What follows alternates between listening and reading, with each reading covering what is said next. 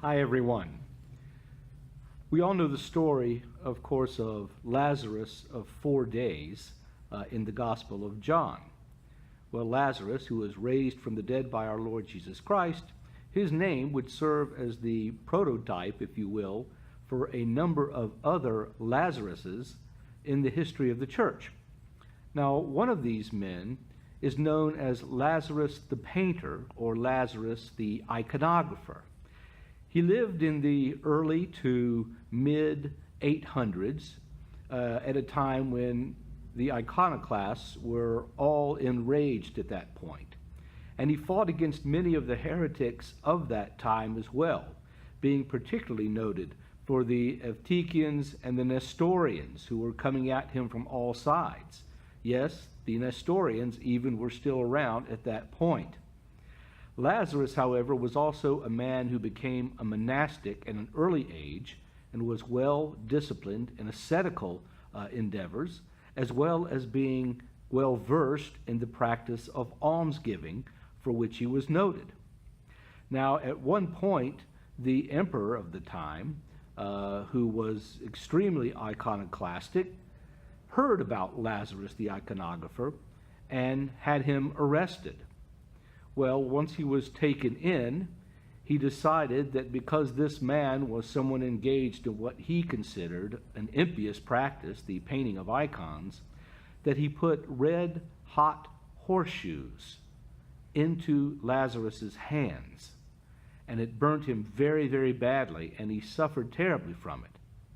However, the Empress Theodora, the pious Empress Theodora, had Lazarus released, and he went to the monastery of St. John the Baptist, where he was able, even with the difficulties with his hands and in terrible pain still, was able to paint an icon of the forerunner, which was said to work many, many miracles after that.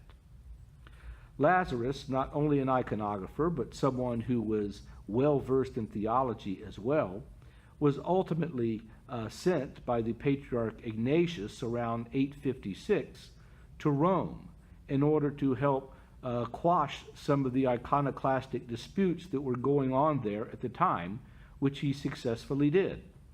He returned from Rome in triumph, but yet once again had to go back because the iconoclasts had reared their heads again.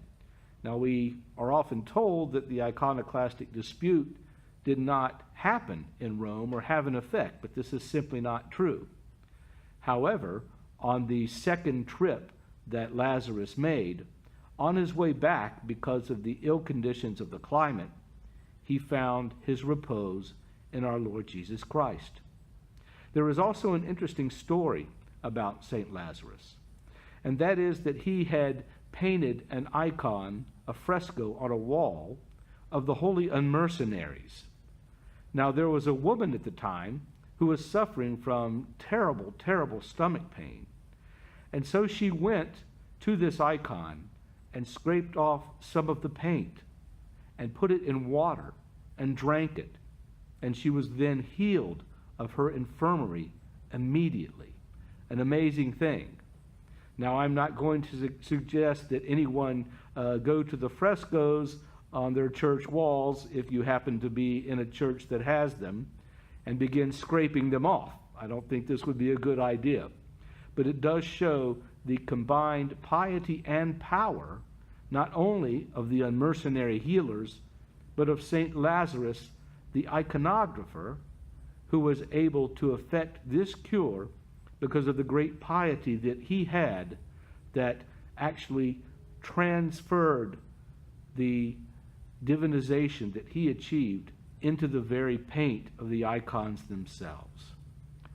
Lazarus, of course, in this case, did not rise from the dead, but as it says in his Synaxarion, that he no longer needs to paint images of our Lord Jesus Christ, because he beholds now the true image in his own sight in heaven.